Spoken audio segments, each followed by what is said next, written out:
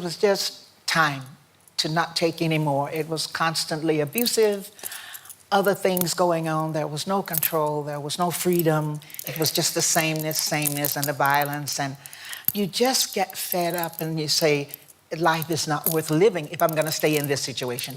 At 84, Tina Turner, legendary queen of rock and roll, is sharing a side of her story few have heard. Known for her fierce resilience, powerful vocals, and unforgettable performances, Tina has mostly kept her grudges private. But now, she's chosen to name the 10 musicians she couldn't stand working with, revealing backstage tensions, creative clashes. The idea of Tina Turner, the eternal survivor, the queen of rock and roll, the embodiment of resilience, holding onto a list of people she hated seems almost paradoxical. Especially at the age of 84, a milestone she would have reached in late 2023. The legend herself passed away in May of that year, leaving behind a legacy not of grudges, but of transcendence. Yet, the internet whispers and wonders. In a life filled with so much turmoil, so many betrayals, and so much struggle, surely there were names she mentally checked off, people who wronged her so profoundly that the feeling lingered. The truth, as it often is with Tina, is far more complex and profound than a simple list of hated musicians.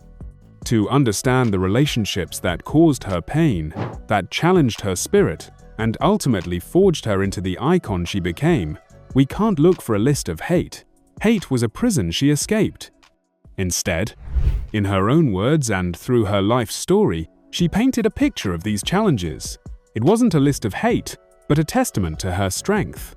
If we were to compile a list based on the profound difficulties she faced, it would start not with a rival singer, but with the man who gave her name and nearly took everything else. The first and most significant name, the one that defined the first half of her life and career, is of course Ike Turner. To label her feelings for Ike as mere hate would be a profound understatement and a disservice to the complexity of their bond. It was a vortex of control, dependency, violence, and, in the very beginning, a twisted form of professional salvation. When Anna Mae Bullock from Nutbush, Tennessee, first saw Ike Turner and his Kings of Rhythm perform, she saw a path out of a life she didn't want. She was a teenager, with a voice that was already a force of nature, and Ike was the band leader, the impresario, the man with the connections and the know-how. He was her entry into the world of music. He recognized her talent, but he also recognized her vulnerability. He gave her a new name, Tina Turner, which he trademarked without her knowledge. This was the first act of possession. He told her it was so that if she ever left him, he could replace her with another Tina Turner. From the very beginning, she was not a partner, but a property. The professional relationship was initially successful. The Ike and Tina Turner review was a powerhouse, a non-stop, high-energy spectacle that was almost frightening in its intensity. They churned out hits like A Fool in Love, It's Gonna Work Out Fine, and their iconic cover of Proud Mary. On stage, they were electric. He was the masterful, controlling bandleader, and she was the raw, untamed energy at the center of the storm. The audience saw chemistry and passion. What they didn't see was what happened when the curtains closed. The abuse began early and was relentless. Tina detailed it with harrowing clarity in her autobiography, I, Tina, and later in the documentary, Tina. It was physical, psychological, and financial. He broke her jaw. He threw hot coffee in her face. He forced her to perform with bronchitis, with a fever, sometimes right after a beating.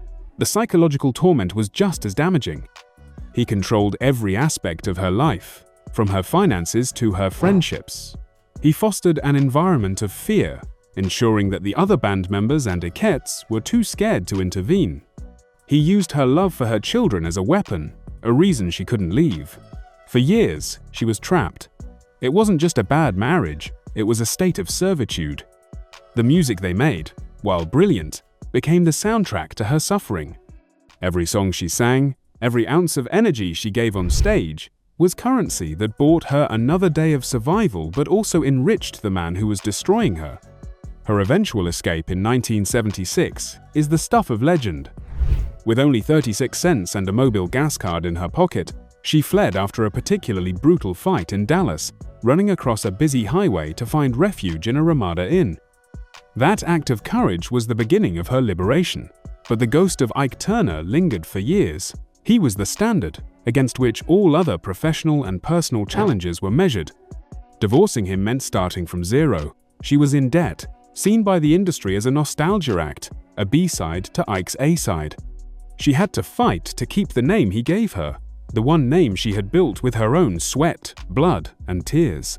Her journey was not about hating Ike, it was about erasing his power over her. It was about proving to herself and the world that Tina Turner was not his creation. She was her own. In her later years, she spoke of him with a kind of detached pity. She had found Buddhism, a practice that helped her release the anger and bitterness. She understood him as a damaged person who inflicted his damage on others. But forgiveness, in the traditional sense, was not the goal. The goal was freedom, and that she achieved. The hate was a poison, and Tina Turner had found the antidote. The second figure on this list of challenging relationships is a man who, on paper, should have been a dream collaborator, the legendary producer Phil Spector. Their collision in 1966 for the song River Deep, Mountain High is one of the most famous and fraught recording sessions in music history. By this point, Phil Spector was a giant. He was the creator of the Wall of Sound, a production technique that layered dozens of instruments to create a dense, orchestral, and overwhelmingly powerful sound. He had produced hit after hit for groups like the Ronettes and the Crystals. He was a genius, but he was also a notorious megalomaniac, a tyrant in the studio who demanded absolute control. Ike Turner, himself a control freak, was initially hesitant to let Tina work with Spector. But Spector offered a huge sum of money, $20,000, and a promise.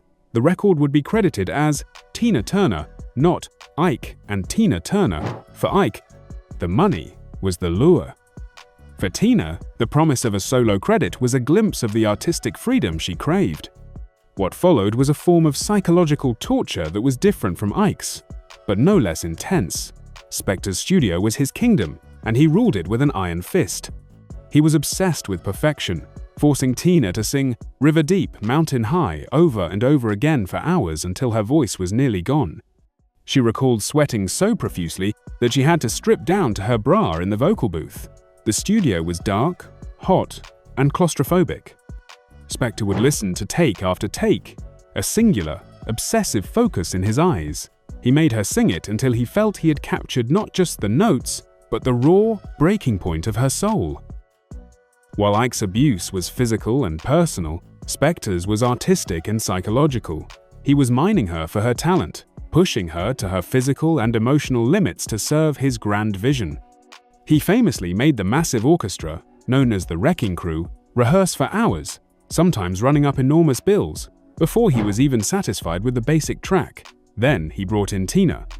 She gave the performance of a lifetime. River Deep, Mountain High is a masterpiece. It's a tidal wave of sound, with Tina's voice cresting over the top of it all. A cry of pure, unadulterated passion and power. It is arguably one of the greatest records ever made. But in the United States, it was a commercial flop. It peaked at a dismal number 88 on the Billboard charts. Spector was crushed. He had called it the greatest record he would ever make, the apotheosis of his Wall of Sound. Its failure in his home country was a blow from which his confidence never truly recovered. He took out ads in trade magazines declaring the record a personal masterpiece and blamed the American public and radio DJs for their lack of taste. In the United Kingdom and Europe, however, the song was a massive hit, reaching number 3. This disparity was a crucial lesson for Tina. It showed her that there was an audience for her, a massive one, outside the confines of the American R&B circuit and Ike Turner's control. The experience with Spector was a crucible. It was exhausting and demeaning in its process, but the result was a work of undeniable genius. It demonstrated what her voice could do when paired with epic production. The relationship wasn't one of friendship or even mutual respect in the traditional sense. It was a temporary, high-stakes alignment of two monumental talents, one a controlling genius and the other a caged powerhouse on the verge of breaking free. Tina learned what she was capable of, but she also learned the price of working with a despot. It was another experience that taught her the value of her own autonomy, a lesson she would carry with her for the rest of her life. She didn't hate Phil Spector, she survived him, and in doing so, created a timeless piece of art that hinted at the solo superstar she was destined to become. A third figure, or more accurately, a pair of figures, who had a long and complex relationship with Tina, were Mick Jagger and Keith Richards of the Rolling Stones. This was not a relationship built on animosity. In fact, it was one of the most important and supportive of her career, especially during her comeback. But it was also layered with the complexities of influence, appropriation, and the racial and gender dynamics of the rock and roll world. The Ike and Tina Turner Revue opened for the Rolling Stones on their British tour in 1966 and again on their American tour in 1969. The Stones, particularly Mick and Keith, were in awe of Tina. They had grown up idolizing American blues and R&B artists, and here was the real deal, a woman whose stage presence was a Category 5 hurricane of energy and raw sexuality. She was ferocious, disciplined, and utterly captivating. It's no secret that Mick Jagger learned a great deal from watching Tina perform. Her high-energy dance moves, the way she worked the microphone, the explosive power she projected, many of these elements found their way into Jagger's own stage persona. Tina herself acknowledged this, sometimes with a wry sense of humor. She taught him dances, like the pony, in the dressing room. She was the master, and he was the willing student. In a just world, she would have been as big as, if not bigger than, the Stones. But in the 1962nd, a black woman fronting an R&B revue was not given the same platform or seen with the same gravitas as a British rock band, even one that was deeply indebted to the very musical traditions she embodied. The relationship took a crucial turn after she left Ike. In the late 1972nd and early 1982nd, Tina was struggling. She was playing small clubs and cabarets, trying to pay off debts and rebuild her career. The industry saw her as a relic. It was the Rolling Stones who gave her a major lifeline. They invited her to open for them on their massive 1,981 US tour. It put her back in front of huge stadium audiences, reminding the world of her incredible power as a live performer. During that tour, Mick Jagger would often bring her out to sing Honky Tonk Women with him, and their electrifying duets became a highlight of the show. This was an act of genuine friendship and respect. However, the underlying dynamic was still there. He was the global superstar, graciously sharing his stage with a legend who was down on her luck. The challenge here wasn't personal hatred, it was the systemic reality of the music business. Tina had to watch a student of her style become one of the biggest rock stars in the world, while she, the originator, had to fight tooth and nail for a second chance. There was also the famous Live Aid performance in 1985, where Jagger, during their duet, ripped off her leather skirt on stage in front of a global audience of billions. While played off as a spontaneous rock and roll moment, it was a pre-planned stunt. Tina, ever the professional, went with it, but it's a moment that can be viewed through a more critical lens today, a white male rock star playfully tearing off a black woman's clothing on a global stage. Again, this wasn't born of malice, but it speaks to the complex power dynamics at play. Tina's relationship with Jagger and the Stones was a double-edged sword. They were champions and friends who gave her a crucial platform when she needed it most. But their relationship also highlighted the very injustices of the industry that had held her back for so long. The challenge was navigating that friendship with the knowledge that she was the teacher, yet had to fight so much harder than her student to claim her throne. Beyond specific individuals, Tina's fourth major obstacle was an entire system. The record industry executives of the late 1972nd and early 1982nd. After she left Ike, she was essentially an industry pariah. She was in her late 30s, a black woman trying to make it in a rock and roll world that was increasingly dominated by young, white men. The executives at the labels she approached simply didn't know what to do with her. They saw her as Ike Turner's ex-wife, a nostalgia act from the 62nd. They couldn't see the future superstar, they only saw her past. She signed with United Artists, the label Ike was on, to fulfill her contractual obligations. The two solo albums she released during this period, Rough, 1978, and Love Explosion, 1979, were attempts to fit into the popular disco and rock sounds of the time. They were commercial disasters. The label didn't promote them properly, and the material wasn't a good fit for her. She was a square peg being hammered into a round hole. In meetings, executives would be dismissive. They would listen to her demos and tell her there was no market for her sound. It was a constant barrage of rejection. She recalled one executive telling her that a woman her age couldn't be a rock star. This period was what she called her journey through hell. It was a lonely, demoralizing fight. She was free from Ike, but she was now imprisoned by an industry that refused to see her value. The change came not from an executive, but from a new young manager named Roger Davies. An Australian who had managed Olivia Newton-John, Davies saw what the record labels couldn't. Tina was not a nostalgia act. She was a world-class performer who just needed the right songs and the right support. He encouraged her to ditch the cabaret circuit and the sparkly gowns and embrace her rock and roll soul. He got her a new deal with Capitol Records, but even that was a struggle. The deal was primarily with Capitol's UK division, because the American executives were still skeptical.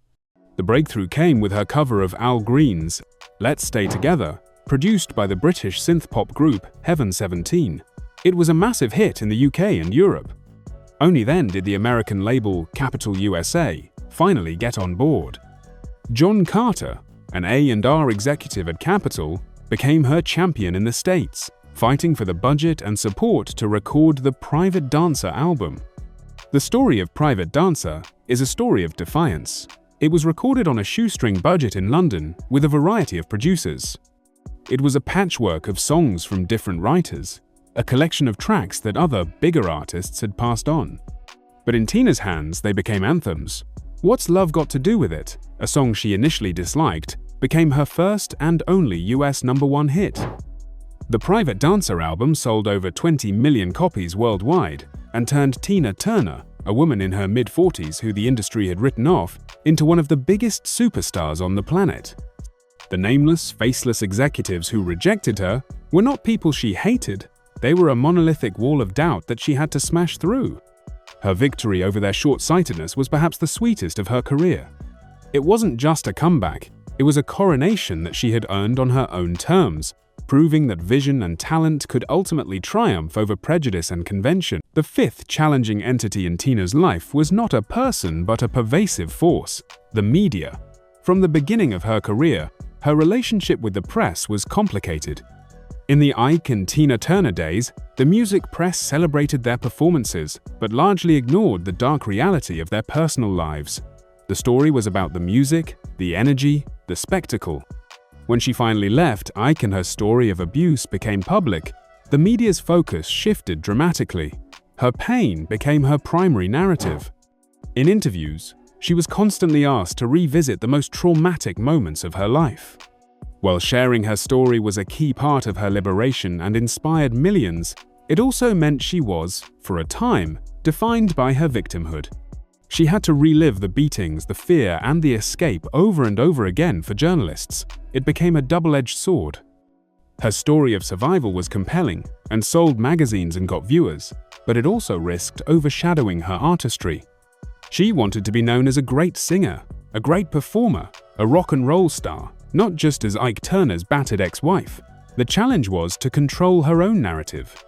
She had to learn how to tell her story on her own terms, without letting it become the only story the media wanted to tell.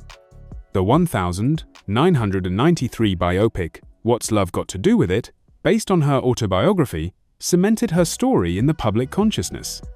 The film was a huge success and introduced her life story to a new generation. Angela Bassett and Lawrence Fishburne gave iconic performances that earned them Oscar nominations. However, Tina herself had a complex relationship with the film. She did not watch the whole thing for many years. She had lived it, and she had no desire to see it recreated as entertainment. She found the scenes of violence particularly difficult and felt the film didn't fully capture the entirety of her life, focusing so heavily on the darkness rather than the light that came after. She cooperated with its making, but she also distanced herself from the final product. She understood its importance, but she refused to be re-traumatized by it. The media also played a role in the constant comparisons to other artists. As a black woman in rock, she was perpetually categorized and compared. Was she R&B? Was she pop? Was she rock? She defied easy labels, and the press often struggled to place her. In her later years, after she moved to Switzerland and found peace with her husband Erwin Bach, the media's intrusion took on a different form. The paparazzi's interest in her quiet, private life was a new kind of challenge. She had fought for her freedom and her peace, and now she had to protect it from prying lenses. Her relationship with the media was never one of simple hate. She understood its power and used it strategically to stage her comeback and tell her story. But it was a beast she had to constantly manage, a force that could build her up, but also tried to lock her into a single, painful narrative. Her ultimate triumph was retiring on her own terms, stepping away from the spotlight and leaving the media with nothing left to report but the legacy of a legend who had finally found her peace. To truly understand the source of Tina Turner's struggles and her immense capacity for resilience, we have to look beyond the music industry and into her earliest years. The sixth and seventh figures on this list of media with nothing left to report but the legacy of a legend who had finally found her peace. To truly understand the source of Tina Turner's struggles and her immense capacity for resilience, we have to look beyond the music industry and into her earliest years. The sixth and seventh figures on this list of profound challenges were not industry titans, but the two people who brought her into the world: her mother, Zelma Priscilla Curry, and her father, Floyd Richard Bullock. Tina's feelings about her parents were a source of deep, lifelong pain. It was a wound that never fully healed, and it shaped her understanding of love and abandonment. Her mother, Zelma, was at the center of this turmoil. Tina felt, from a very young age, that her mother did not love her. In her memoir, My Love Story, she wrote with heartbreaking candor, "My mother didn't love me." It was a simple, devastating truth that she carried with her always. Zelma and Floyd had a volatile, abusive relationship, and the family was often in chaos. When Tina was a young girl, her mother abruptly left, fleeing her abusive husband and moving to St. Louis. But she only took Tina's older sister, Aline, with her. Tina and her other sister were left behind to be raised by their grandmother. This act of abandonment was a defining trauma of Tina's childhood. The feeling of being the unwanted child, the one left behind, created a deep-seated insecurity that she would battle for decades. Years later, after Tina had become a star with Ike, her mother re-entered her life. Tina, in an act of daughterly duty and perhaps a desperate hope for the love she never received, provided for her. She bought her a house, a car, and made sure she was financially secure. But the emotional connection she craved never materialized. Her mother remained distant, critical, and seemingly incapable of showing her the affection she so desperately wanted. Tina recalled that even after she became a global superstar, her mother would praise Ike, the man who abused her. This was a source of immense frustration and pain. How could her own mother not see her suffering, not champion her daughter over her abuser? It was a betrayal that cut deeper than any industry rejection. Tina believed that her mother was jealous of her, or perhaps simply didn't know how to love the child she had once abandoned. This relationship, or lack thereof, informed so much of Tina's life. Her search for love, her tolerance of Ike's abuse for so many years, was, in part, a search for the validation and affection she never got from her own parents. If her own mother couldn't love her, who could? It was a question that haunted her. She eventually came to a place of acceptance, through her Buddhist faith and her own inner strength. She understood that she could not change her mother, and she stopped seeking the love that would never be given. But the scar remained. It wasn't hate she felt for her mother, it was a profound, aching sorrow for the relationship they never had. Her relationship with her father, Floyd Richard Bullock, was similarly fraught with distance and disappointment. Floyd was a deacon at the Baptist church but was also a man with a violent temper who was abusive towards her mother. After Zelma left, Floyd also eventually left, remarrying and leaving Tina and her sister to be raised by various relatives. He was an absent figure for much of her formative years. Like her mother, he re-emerged in her life once she became successful, and like with her mother, Tina provided for him financially. But again, the emotional connection was absent. He was a stranger who happened to be her father. The lack of a stable, loving, paternal figure contributed to her vulnerability and her search for a protector. a role that Ike Turner initially seemed to fill before revealing his true nature. The combined abandonment by both her mother and her father left Tina feeling adrift. She was, in her own words, a loner. She learned to rely on herself because she couldn't rely on the two people who were supposed to be her foundation. This forced self-reliance became her greatest asset. It gave her the strength to leave Ike, the courage to face down a skeptical music industry, and the resilience to build a new life from scratch. But it came at a great personal cost. The challenges posed by her parents were not public battles fought on stage or in boardrooms. They were silent, internal struggles that shaped her psyche. Overcoming them didn't involve a dramatic public victory, but a quiet, decades-long process of self-healing. It was about learning to love herself when she felt unloved by the people who were supposed to love her most. It was about becoming her own parent, her own protector, her own source of validation. Her ability to do so is perhaps the most profound testament to her strength, even more so than her celebrated musical comeback. She didn't just rebuild a career, she rebuilt a soul that had been fractured from the very beginning. The eighth name on a list of Tina's professional challenges might seem surprising, as it was a relationship built on immense mutual admiration and friendship: David Bowie. Their collaboration on the song Tonight in 1984 was a meeting of two of the most innovative and charismatic performers of their generation. Bowie was a huge fan of Tina's. He had seen the Ike and Tina Turner review and was captivated by her power. When Tina was in her wilderness years, playing the Fairmont Hotel in San Francisco, Bowie, who was a global superstar at the time, made a point of coming to her show with his entourage, lending her his credibility and signaling to the industry that she was still a force to be reckoned with. He was a true supporter. When her comeback album Private Dancer was released, he was one of her most vocal champions. He insisted that his record label, EMI, which was also Tina's label in Europe, throw a massive party for her to celebrate the album's launch. It was an act of genuine generosity. Their duet on a cover of his song, Tonight, which became the title track for his 1984 album, was a natural next step. The live performances of the song are legendary, showcasing a palpable chemistry between two icons. So, where is the challenge? The challenge was not one of animosity, but of creative and professional parity in an industry that still saw them through different lenses. When they collaborated, Bowie was the established art rock chameleon, the critical darling, the innovator. Tina was the comeback queen, the sole survivor.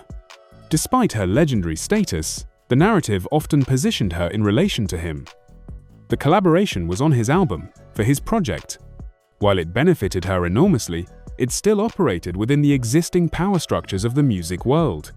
The challenge for Tina, in this context and others, was to stand not as a collaborator, not as a support act, not as a featured artist, but as an equal titan in her own right.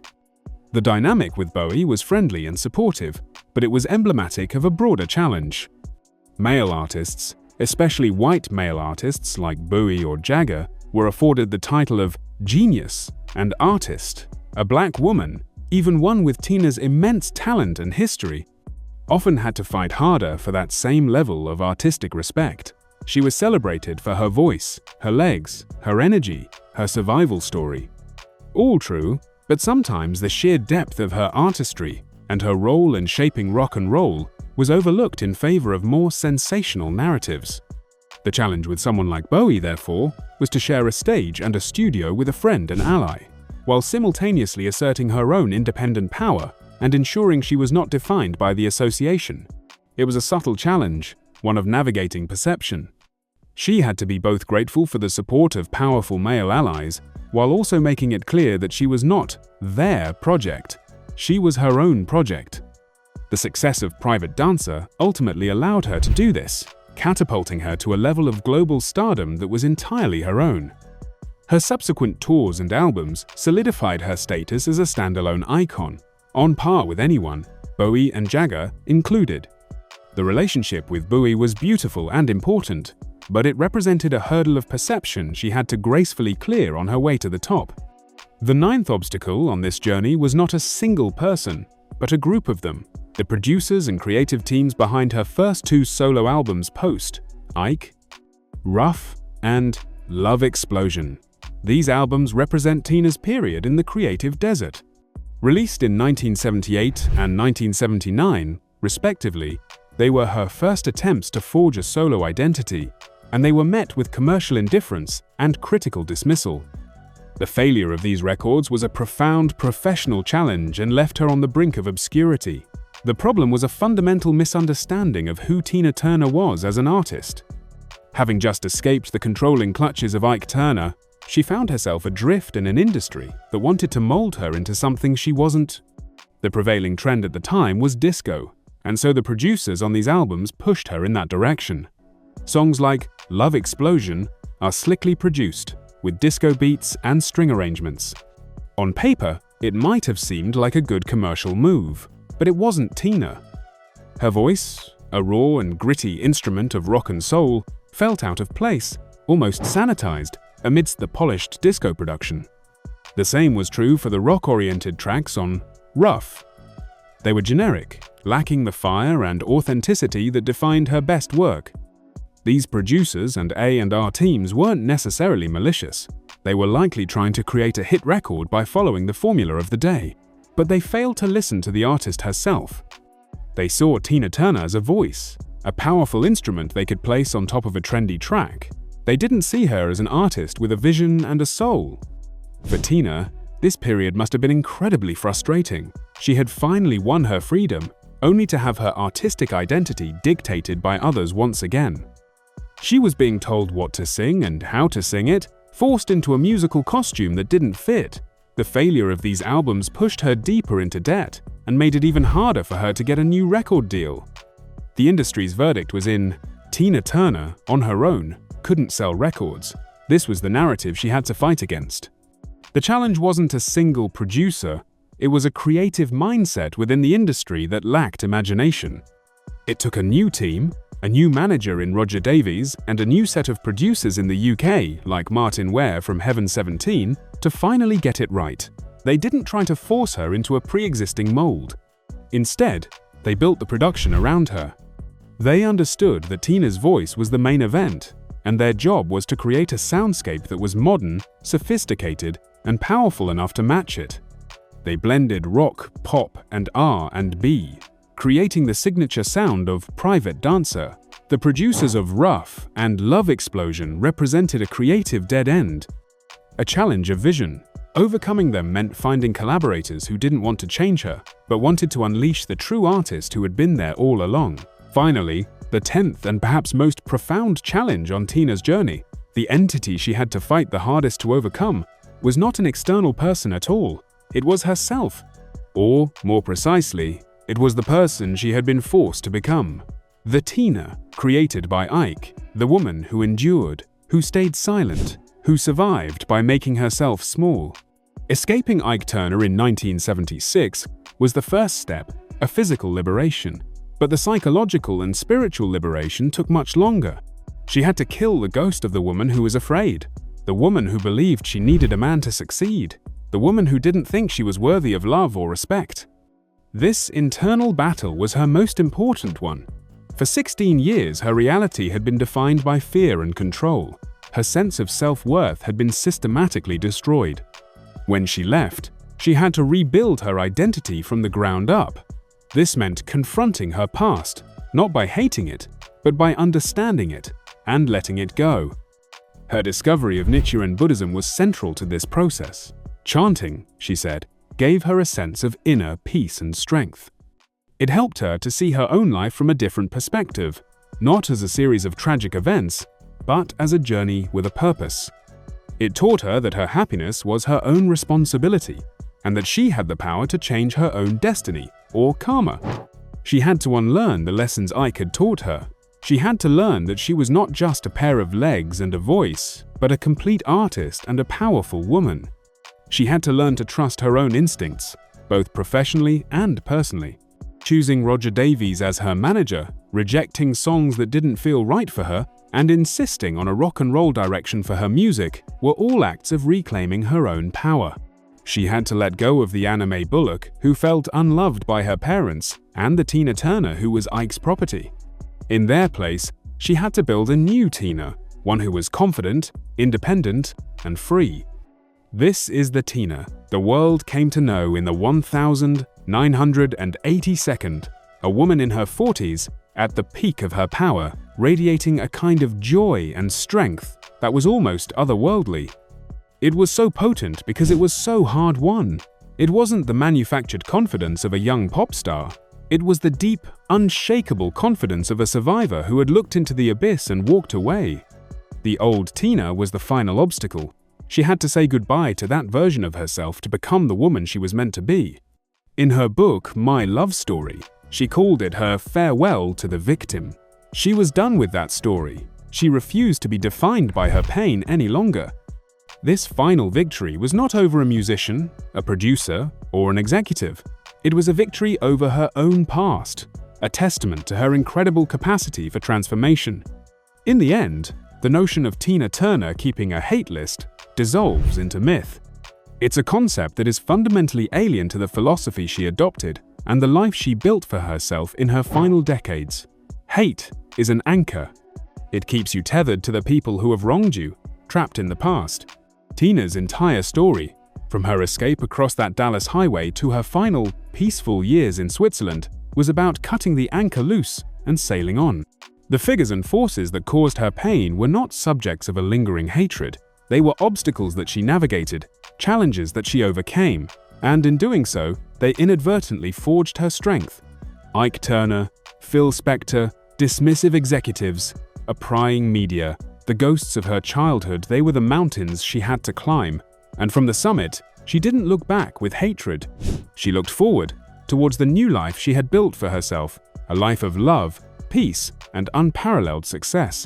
Her legacy is not about the people she might have hated. It's about her profound, world-changing capacity to love herself, to believe in herself, and to become, against all odds, simply the best. Her story teaches us that true power isn't found in holding grudges, but in the radical act of letting them go and choreographing your own dance of freedom. Tina Turner's bold revelations show that even stars of her caliber face rocky collaborations and hidden drama. Her honesty reminds us that talent doesn't always equal chemistry, and that sometimes the toughest battles are fought behind the curtains. By naming these musicians, she proves that integrity and respect matter, even when you're a global icon.